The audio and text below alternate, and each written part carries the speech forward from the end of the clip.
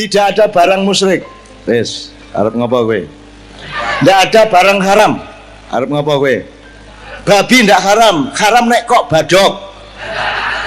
Nek kok jarno gak haram, ya toh gak? Jadi haramnya babi bukan babinya, tapi kamu memakan babi. Jelas nggak? Bisa agak mikiri.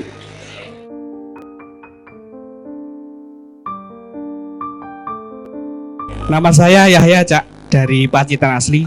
Pertanyaan saya cuma satu. Kemarin kita habis banjir. Ini masih banyak fenomena tanah longsor. Pertanyaan saya, ini azab apa rahmat? Itu saja. Terima kasih. Oke. Apalagi anu, Cak, di Pantai Teleng Ria sekarang ini ada 3 sungai baru gara-gara banjir kemarin. Jadi itu memperkuat ini azab apa rahmat, begitu saja. Terima kasih. Assalamualaikum warahmatullahi wabarakatuh. Oke. Belum ada jawabannya, nanti bergilir satu persatu ya. Oke, silakan berikutnya. Ya. Ya, assalamualaikum warahmatullahi wabarakatuh. Perkenalkan, nama saya Ulil Albab, asal dari Tegal. Mau bertanya masalah sejarah, Cak. Dulu kan negara kita itu kan menurut setahu saya namanya kan Nusantara. Setelah itu apa itu nama Indonesia itu? Nah, itu siapa pencetus nama Indonesia? Sedangkan di sejarah kan sudah diketahui bahwa pencetus Nusantara itu kan Patih Gajah Mada ngoten. Wassalamualaikum warahmatullahi wabarakatuh. Ini juga sangat bagus karena kita harus kalau sholatnya kurang khusyuk wudhu meneh, sholat meneh itu. Kalau kesadaran sejarah kita ada menemukan hal-hal yang mengganjal, ya wudhu meneh, belajar sejarah meneh, kan gitu. Dan kita tidak akan pernah berhenti untuk mempelajari dan merubah apa yang memang harus dirubah, gitu ya. Oke. Ketiga. Assalamualaikum warahmatullahi wabarakatuh. Perkenalkan, nama saya Andrio Alex Nurdin dari Lampung. Pertanyaan saya, tolong ceritakan kepada kita semua tentang awal sejarah masuknya Islam di bangsa Indonesia ini. Terima kasih.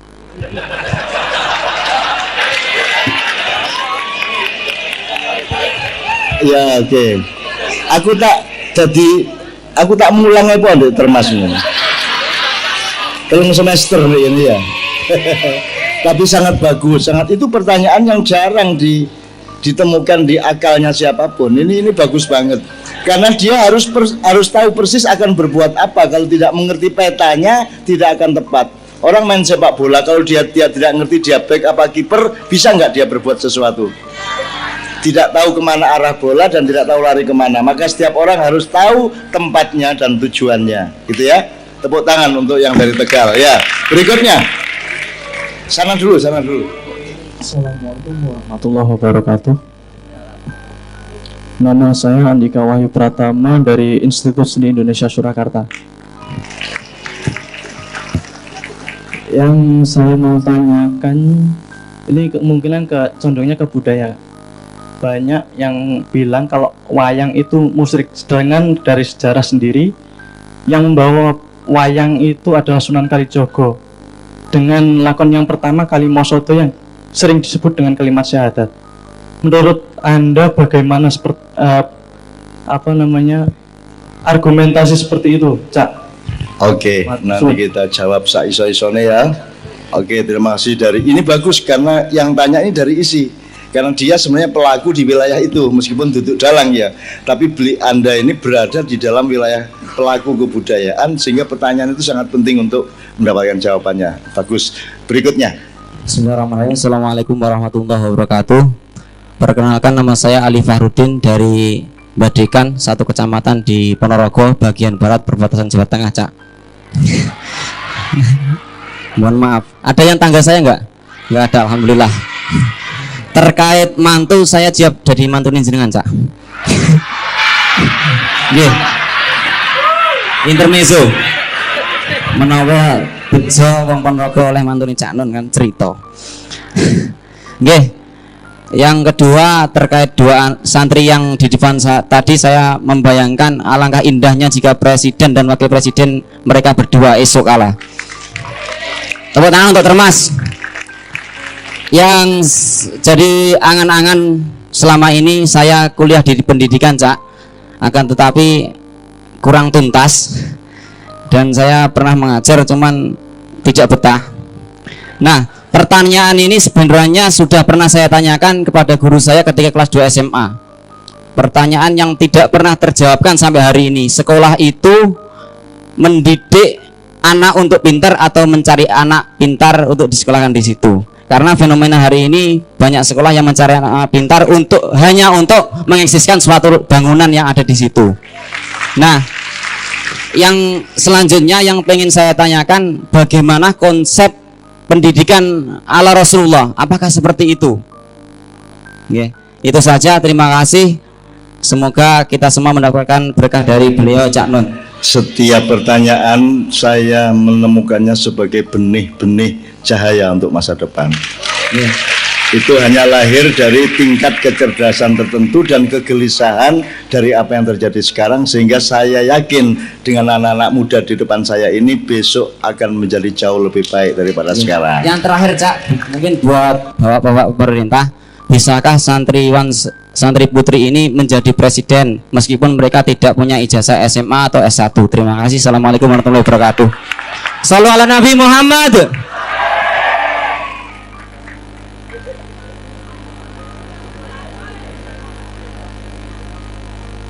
Ya, oke, alhamdulillah. Sing putri santriwati tafadhalu ya. Nggih, matur nuwun, alhamdulillah. Ya. Ya, monggo, Dik. Assalamualaikum warahmatullahi wabarakatuh.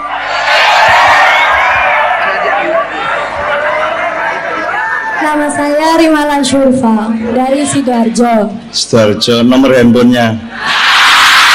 Gara-gara ini jaluk kabeh. Baik, Cak Nun, tolong beritahu saya. Kira-kira apa perbedaannya orang yang pandai dan orang yang mengerti? Begitu. Terima kasih. Wassalamualaikum warahmatullahi wabarakatuh. Ini pertanyaan luar biasa dan membuat saya lebih bergairah dan lebih optimis ke masa depan. Oke, sudah cukup ini. Saya mohon bapak-bapak yang lain nanti kalau ada, masih ada satu lagi enggak apa, tapi jangan panjang-panjang deh. Bismillahirrahmanirrahim. Assalamualaikum warahmatullahi wabarakatuh. Nama saya Septian Afat, asli Pacitan, nyantri di Termas. Pertanyaan saya ini sebagai pengagum Cak Nun melalui karya-karyanya, buku-bukunya, dan saya pernah mendapati sebuah esai di mana di situ menjelaskan tentang santri cendekiawan dalam era modern, sangat ikut dalam keterlibatan kemodernisasian. Nah, di situ di mana santri melibatkan perannya itu melalui justru pelunturan nilai integritas. Nah, untuk menanggulangi hal itu mungkin nanti ada beberapa catatan buat teman-teman santri supaya dalam keseharian itu tidak terlanjur kebiasaan sakar PDW terhadap temannya. Soalnya yang terlihat memang begitu, cuman dalam keseharian kami masih berproses. Terima kasih. Satu lagi, Jak. Sebagai sering mencuri tentang informasi tentang Cak Nun, barangkali saya kepengen Cak Nun sedikit cerita tentang pertemuannya dengan Umbu. Terima kasih.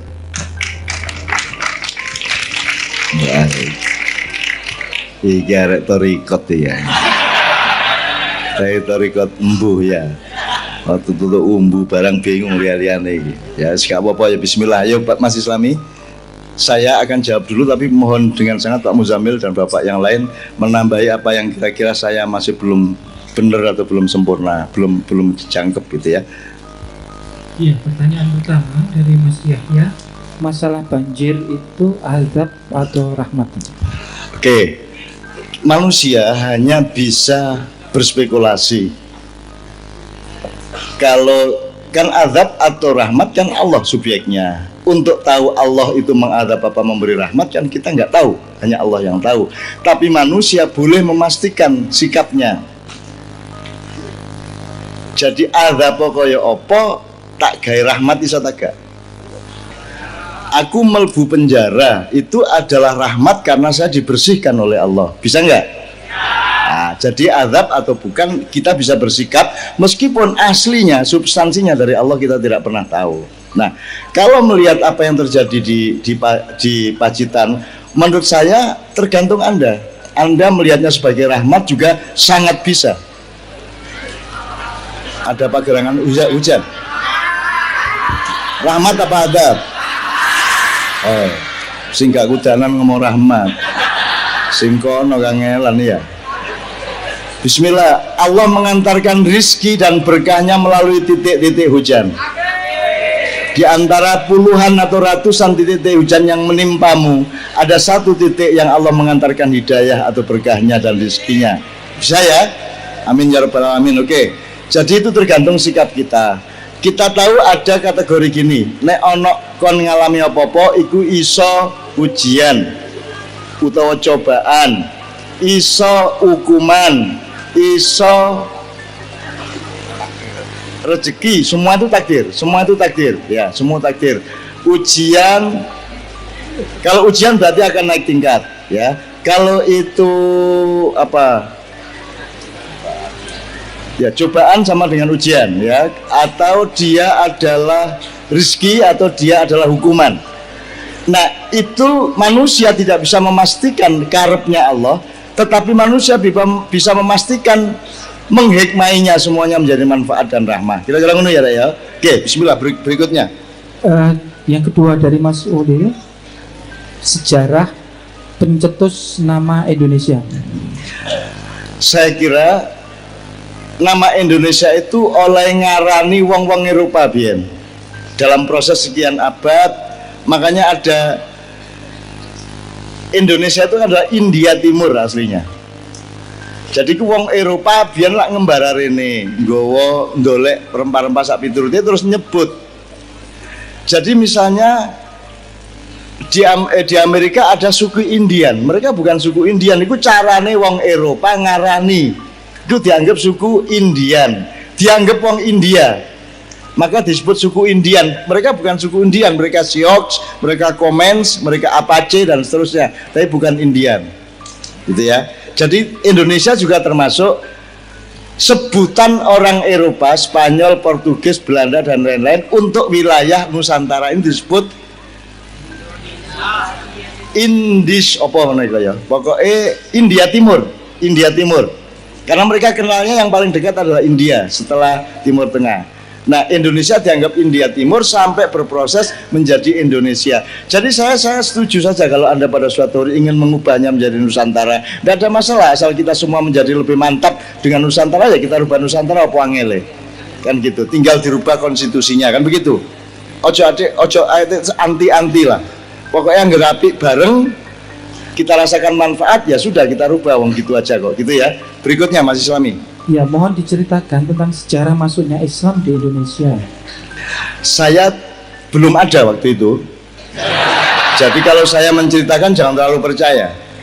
Yang bisa saya omongkan kepada Anda adalah wacana yang paling rasional menurut saya. Tapi temenane ya apa loh, aku guru ngalami ya. Tapi ini sebenarnya Sayyidina Ali pernah ke Indonesia. Itu menjelang abad ke-8. Cukup lama di sini, ya. Dan makam yang tertua di Indonesia adalah dari abad ke-8. Itu ketika itu adalah makam dari orang yang dizalimi di Arab Saudi, di daerah Madinah, lari ke sini ya, yang sekarang disebut Syiah. Itu. Ketika itu masih belum Syiah, tapi sekarang kecenderungannya seperti itu. Tapi kemudian hilang abad 9, 10, 11, 12. Baru abad ke-13 mulai ada para pedagang dari Gujarat datang ke sini membawa Islam, tapi gak dapat payu. Karena yang membawa pedagang kurang bisa dipercaya. Karena pada waktu itu di Indonesia beragama Hindu dan Buddha. Dalam Hindu dan Buddha itu dikenal ada struktur masyarakat, terutama Hindu. Jadi ada Brahmana, Ksatria, Sudra, Waisya, ya. Waisya, Sudra. Jadi Brahmana adalah orang yang paling spiritual perhatiannya. Ksatria adalah orang yang mengelola negerinya. Kemudian Waisya dan Sudra adalah rakyat kecil. Tetapi dalam pengertian saya berbeda. Siapa saja boleh presiden, boleh kiai, boleh tukang becak. Kalau perhatian utamanya adalah Allah, maka dia Brahmana.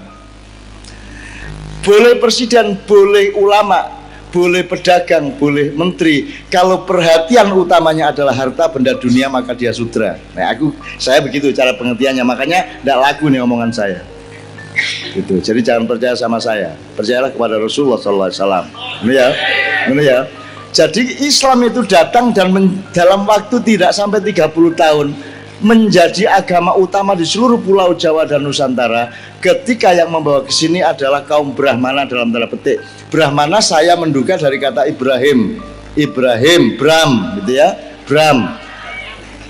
Jadi orang suci, orang yang rohaniah, orang yang spiritual. Ketika yang orang yang spiritual, kemudian yang kedua dibawa oleh para pedagang, kedua-duanya tidak laku dalam tanda petik, kemudian dia dipeluk secara cepat, tidak sampai 30 tahun.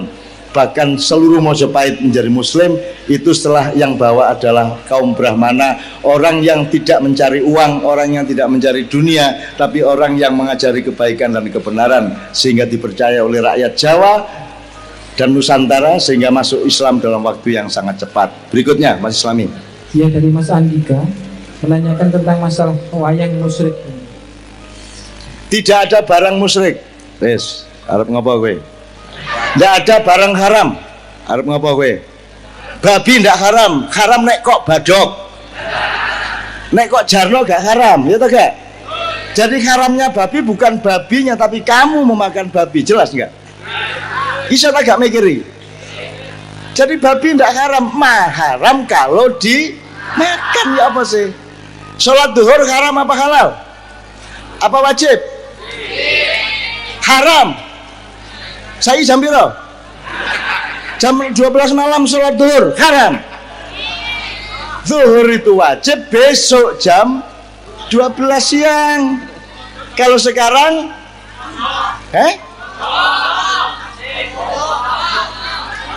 ya iku kan darurat bisauka rek.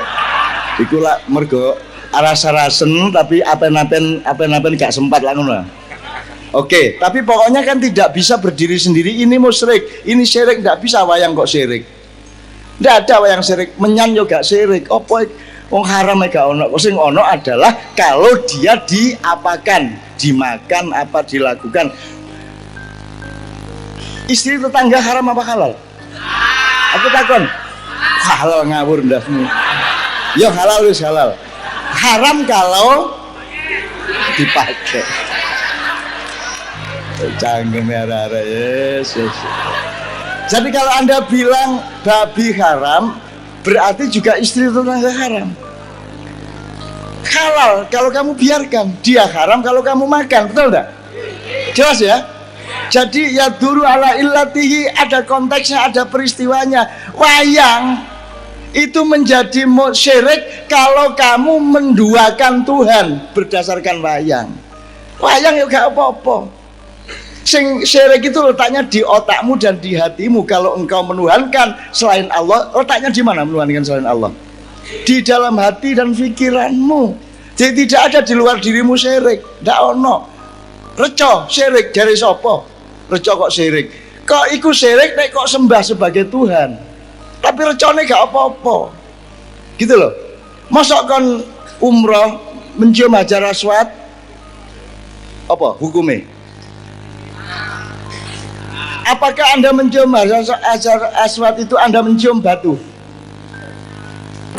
Intinya mencium batu atau melakukan yang Rasulullah lakukan. Nah upama Rasulullah biyen sing diambungku boto ya kok ambung boto. Jadi kan bukan soal ngambung watu, nek soal ngambung watu lapo ada nang Mekah. Ondek kene wae mari banjir watu sambrek jupukan kan muten kono.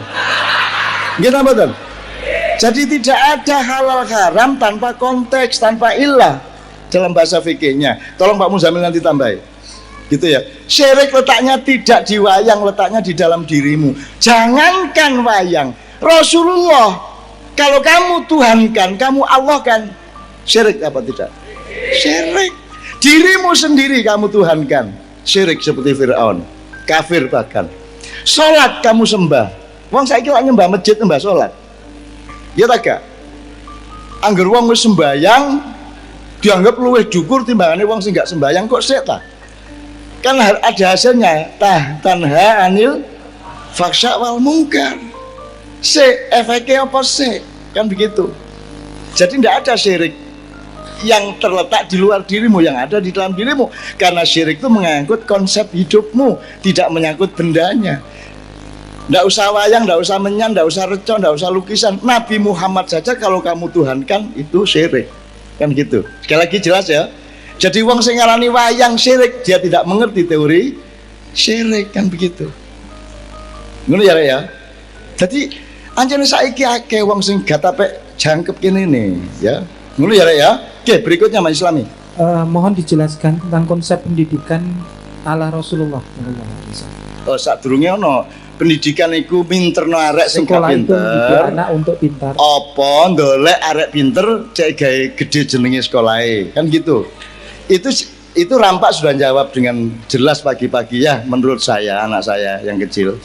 Sekolah yang baik itu yang mencari murid-murid yang belum pinter dijadikan pinter, itu sekolah yang baik.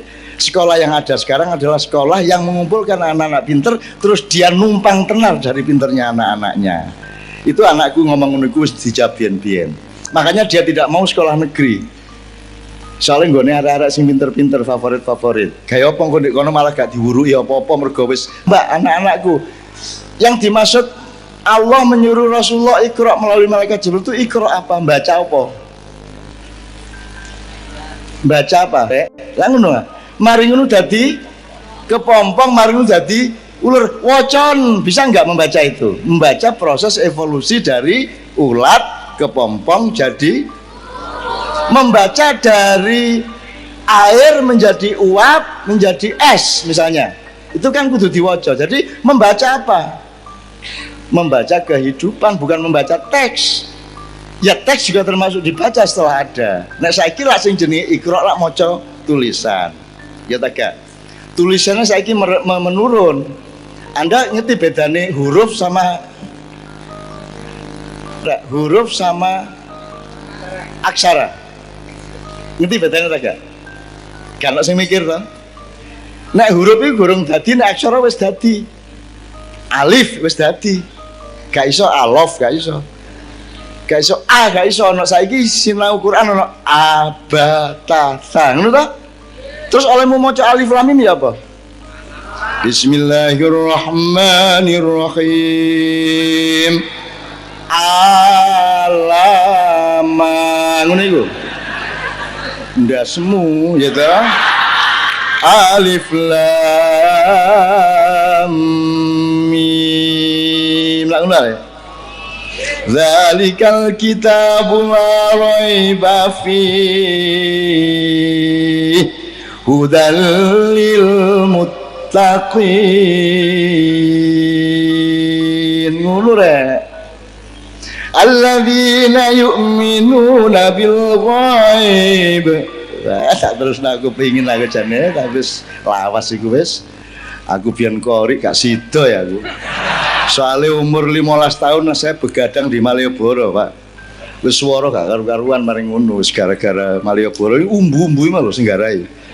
Aku begadang 5 tahun di Malioboro bersama guru saya namanya Umbu. Akhirnya suaraku tadi gak dadi rek. Seharusnya umur 15 sampai 18 tahun itu jangan tidak sehat. Sehat toh cek suaramu kok begitu 18 munggah suaramu celing. Aku saiki wis gak iso. Wis kadung ngelokor karu-karuan gitu ya. Oke, jadi sekali lagi pertanyaan apa? Konsep pendidikan. Jadi konsep pendidikan di Rasulullah itu adalah Anda pendidikan gak podo karo sekolah, rek. Sekolah adalah bagian dari pendidikan, tapi gak sekolah ya iso pendidikan. Kan yang Nabi gak sekolah. gak melok TPQ lho Kanjeng Nabi biyen. Ya? Gak melok TPQ waktu kecil, ya toh? Yo gak melok, yo gak tahu santri, yo gak tahu Kanjeng Nabi. Jadi sinau itu bisa di mana saja. Mulane anak-anakku kuliah meneh ya. Nek iso ya. Kuliah dadi sarjana S1, S2, S3 alhamdulillah. Tujuannya adalah cek ibumu bapakmu bahagia, cek awakmu gampang dolek penggawean. Soal ilmu gak mek ndek sekolah ono ndi ilmu. Nang maling iso sinau ilmu ya ta gak? Belajarlah kepada kegelapan supaya engkau mengenal cahaya. Betul enggak? Gitu loh, belajarlah kepada penderitaan supaya engkau mengenal kebahagiaan. Wanita ada yang cantik itu hanya kalau ada yang tidak cantik. Kalau wanita cantik semua tidak cantik jadinya. Ngono ya, ngono ya. Laki-laki juga begitu, jangan cari yang ganteng. Temukan gantengnya pada anak yang sebenarnya tidak ganteng. Nek dukur ilmumu. Karena ganteng tidaknya tidak pada wajahnya tapi pada hati dan akhlaknya. Ngono rek. Jadi engko awakmu ngelamar apa wani-wani ngelamar anakku bondomu apa akhlak Pak ngono ta. Oh dapurmu kan itu kan ngelamar nganggo akhlak gitu ya, tetap kudu ono mahar ya. Oke gitu, mudah-mudahan Anda semua belajar. Thalabul ilmi faridatun ala kulli muslimin wal muslimin. Utlubul ilma minal mahdi dari buayan sampai liang kubur, sampai liang lahat. Ya, karena setelah itu Anda masih hidup tapi udah nggak bisa belajar lagi. Ingkotoa amaluhu kan gitu. Wis gelem gak gelem kon saiki kudu sinau, cek gak engko kon ndoweh kon nek dikubur ndoweh nek kon saiki gak gelem sinau gak gelem apik. Ya meneh gak iso menyesal kon ngono ya. Berikutnya Mas Islami. Ya, bisakah santri menjadi presiden biarpun tidak punya ijazah S1? Oh, ndak ada urusan bisa. Bisa, yang penting kamu menunjukkan bahwa kamu yang pantas dan mampu jadi presiden. Ngono rek. Aku gak melok ngurusak masa aku sing dandani, enak ya. Aku dadi ngene, aku seneng atiku bendino di kanca-kanca anak-anak. Ana dokter honoris causa syaratnya S1 saiki. Lho dak iku pinter mergo gak kuliah, nek kuliah dadi goblok kok.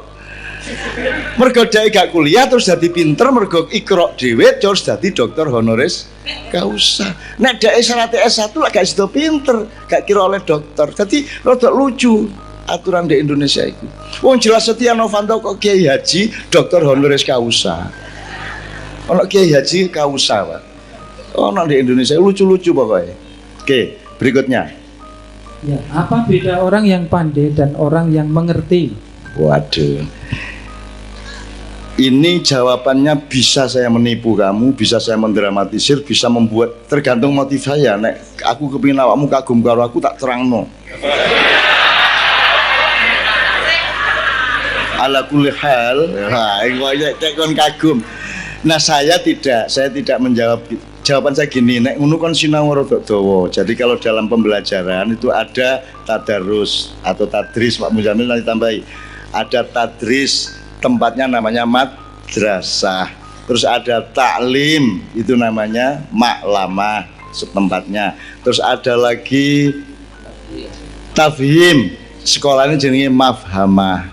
Nanti tak jelasin. Kemudian ada ta'rif, sekolahnya jenenge ma'rofah. Terus ada takdib, sekolahannya tempatnya jenenge majelisnya bernama makdabah. Nah, ini tergantung pengertiannya. Saiki tadris, ada tahfidz juga Pak, tahfidz, mahfadhah ya. Tadris itu pokoknya mengenali aja, ya Pak. Mengenali. Tadi wis oh iki pelem, oh iki jambu, iki jeruk, iki salak gitu tok. Itu baru roh. Tapi kemudian taklim mulai oh ini buah. Nah kalau salak itu buah rek. Nah iki watu, iki duduk buah gitu ya. Mulai taklim. Yang Anda maksud tadi itu kan mengerti itu kira-kira selevel dengan takrif. Memiliki pengertian yang agak lebih mendalam dibanding hanya taklim. Gitu kan. Jadi takrif atau tempatnya majelisnya namanya ma'rofah. Nah, kalau wilayahnya spiritual nanti pencapaiannya namanya ma'rifat, tapi enggak usah terlalu diserem-seremkan. Tapi pokoknya jane alamiah aja bisa kok. Kon kenal mari ngono roh, mari ngono ngerti, mari ngono cinta, mari ngono kok selami jero sampai akhirnya menjadi satu. Nanti Anda kalau bisnis saja gitu kok. Pertama kan knowing. Iklan tuh kan di TV itu kan pernah ada iklan sing tujuannya pemasang iklan tuh cek wong ngerti bahwa ono produk iki mek ngono tok. Gak perlu cinta sih, tapi pokoknya ngerti ono iki bawen dino wis. Misale apa wis? Iklan sing paling sering apa? Wis pokoknya apa gitu ya. Nanti kalau sudah uang mulai roh, wis dianggap kuruh kabeh, iklan besoknya akan meningkat menjadi remembering. Jadi uang gak mek roh tapi eling. Ah, itu remembering iki bahasa Madura. Remembering, knowing, remembering. Terus baru touching. Touching itu artinya dia tidak hanya tahu, tidak hanya ingat, tapi dia tersentuh oleh produk itu. Itu namanya touching, touching kita.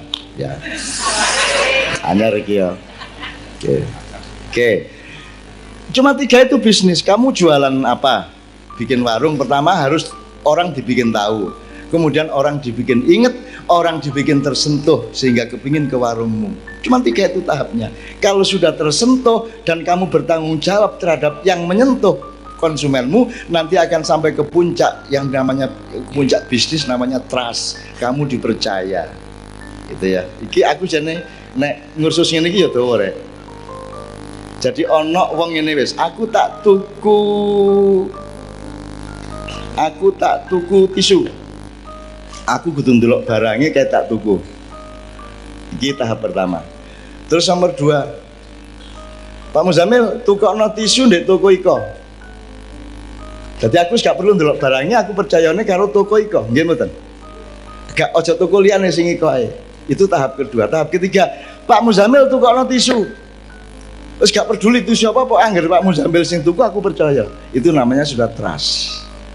Bikinlah dirimu orang yang dipercaya oleh orang lain. Kalau kamu dipercaya oleh orang lain, maka bisnis jalan, sosialisasi jalan, elaktivitas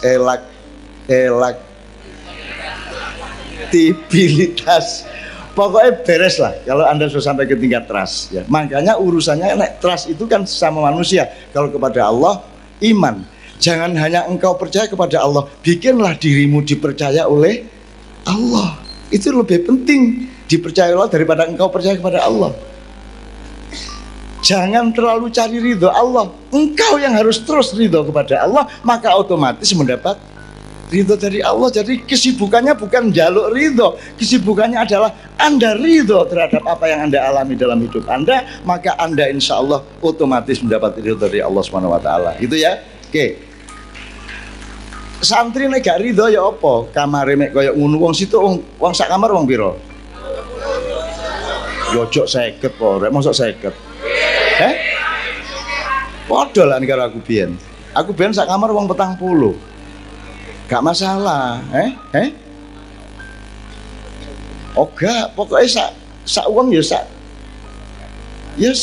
ngene iki sak. Wis meja cilik terus mari ngono klosok wis ngono tok aku biyen. Ya, terus gak apa-apa lah, sak piro ae gak apa-apa, yang penting apamu ikhlas kepada apa yang harus Anda ikhlasi. Berikutnya. Ya, ini pertanyaan Kang Ise Cak Nun, santri cendekiawan dalam era modern. Gini, ini salah satu usaha orang barat dan para penjajah dunia untuk membuat santri itu merasa rendah. Kalau santri desa dianggap desa durung modern gitu ya. Saya ingin katakan kepada Anda, modern dan tidak modern itu tidak menunjukkan mutu, tapi menunjukkan era. Oh, nek biyen niku era tradisional, saiki era modern. Jadi menunjukkan waktu, bukan menunjukkan mutunya. Jadi santri, asalkan Anda berpikir rasional, Anda proporsional di dalam menjalani hidup, Anda berarti modern.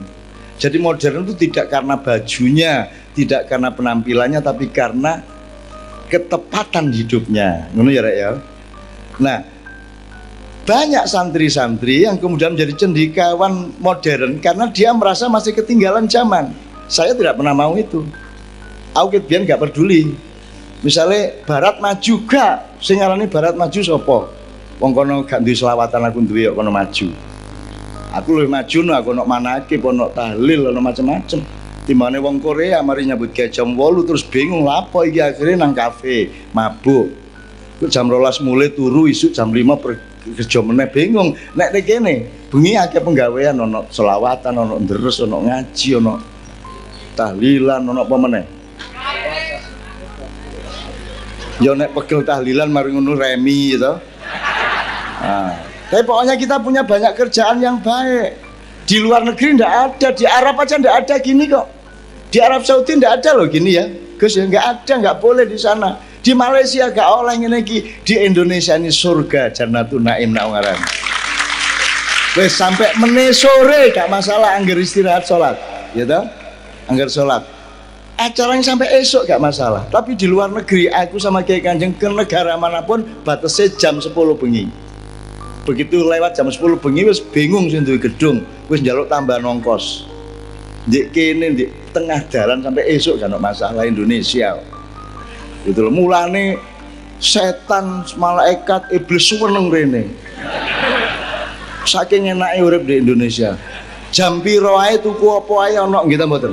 Nggih ta mboten? Golek mie godhog ya ana, golek rokok ana, golek wedang ana. Kok jam piro ae di Indonesia ana. Pokoknya hidup yang terenak itu di Indonesia. Hidup yang paling bahagia itu di Indonesia. Gak akeh duwike tapi gak larang-larang tuku nih lak ngono.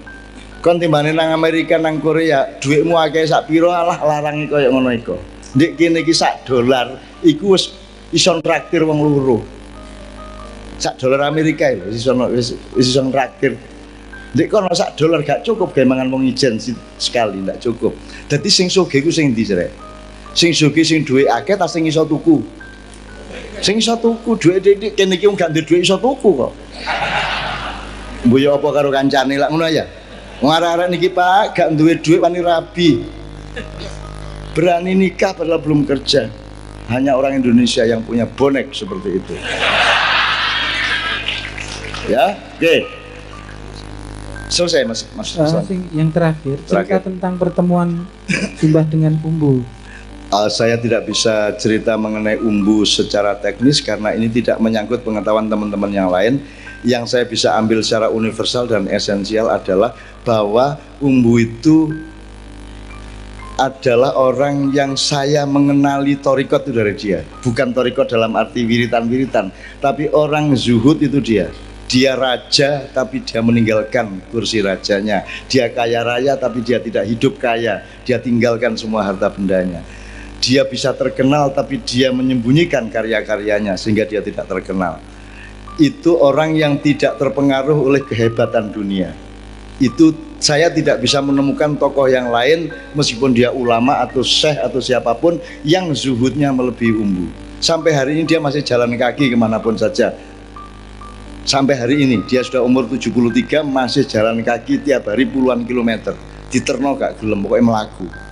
Dan saya tidak menyangka dia sangat cinta kepada saya. Dan dia itu 1 bulan puasa sebelum saya ulang tahun. Nek angger arep ulang tahun aku, sebulan sebelumnya dia puasa tiap hari. Dan dia hanya makan sekali 1 hari. Mek jam 09.00 esuk tok mangan, mari ngono sampai meneh gak mangan jam 09.00 esuk. Suatu hari dia jam 09.00 gak kok bermangan ngantor. Gak kok bermangan ngantor sampai 6 dino gak mangan glebak. Terus aku rono, aku marahin bergoda 6 dino gak mangan. Aku gak kuat 6 dino gak mangan. Ngono ya. Artinya saya hanya mengenal itu sebagai satu contoh dari orang yang zahid. Nah, orang Indonesia sekarang jauh sekali dari wacana zahid. Saiki wong iku kemeceran. Kemeceran iku ya apa? Ngileran. Terlalu gampang terpesona, terlalu gampang gumun, terlalu gampang kagum, terlalu gampang ini kata, berarti ngileran ya itu ya. Jadi saya mohon santri-santri di sini dimanfaatkan sebagai sinau zuhud. Nek kon zuhud rek, dahsyat uripmu meneh-meneh. Sinau di umur awakmu ku zuhud. Saya seumur Anda, saya menciptakan torikot saya sendiri. Jadi torikot itu maksud saya disiplin hidup saya. Tidak karena siapa saja, karena mencipta. Jadi saya 2 tahun selama jadi santri tidak pakai baju, hanya punya 1 baju, 1 sarung, 1 celana selama saya jadi santri. Tak doleki sing kandel sehingga 6 tahun gak apa jenis gak bedah. Dan aku alhamdulillah 2,5 tahun wis diusir.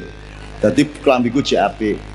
Selama 2 tahun sebelum saya di pesantren, saya di SD kelas 5 kelas 6 saya tidak pernah makan nasi. Aku mangan gaplek utawa bugik. Sego bugik ngerti ya? Sing ireng gaplek ireng elek ya. Oke, ndek kene jenenge tiwul ndek Ponorogo bugik. Aku ndek Ponorogo rek mangan bugik 2 tahun dan saya disiplin gawe dhewe. Setengah 4 isu aku wis tangi tak saponi omahe wak carik, halamane sak mburine, halaman masjid sak masjid tak saponi sampai adzan subuh aku adzan, mari ngono melok sembahyang subuh, aku mulai ngurusi wedhuse wak carik. Nek sukete kurang aku langsung ngarit, langsung ngeramban sampai tiap hari saya sekolah pagi dan sore, pagi SD, sore madrasah. Tak gawe dhewe disiplinku. Aku nek sinau ndek dhuwur wit, nek awan turun ndek dhuwur wit.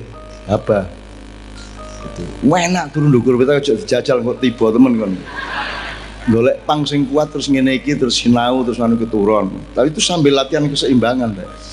Lho iya kan niku. Lho, kan nek gak ngono mosok kuat kon ngene lho nggo 2 jam. Lha iki dudu soal apik hebat atau enggak, bukan soal hidup itu harus seimbang. Keseimbangan nomor 1, bukan kehebatan, keseimbangan. Negara ini akan hancur kalau membiarkan ketidakseimbangan, baik ekonomi, politik, kekuasaan atau apapun. Keseimbangan nomor 1. Ngono ya, Rek. Awakmu gak sehat nek wis mulai miring-miring. Kok nek kakean turu nengen kon kok ana lorone, kakean turu ngiwa ana lorone. Dadi turu iku sing apik aja nggih bantal melumah. Ngene iki. Wis, tarik nafas. Maca Al-Fatihah. Kalau ndak sempat Al-Fatihah ya sudah syahadat. La ilaha illallah la ilallah. Ketika menarik nafas masukkan Allah illallah. Ketika mengeluarkan nafas la ilaha illallah la ilaha illallah sampai keturun. Nek wis keturun kan wah kepethuk widodari samber.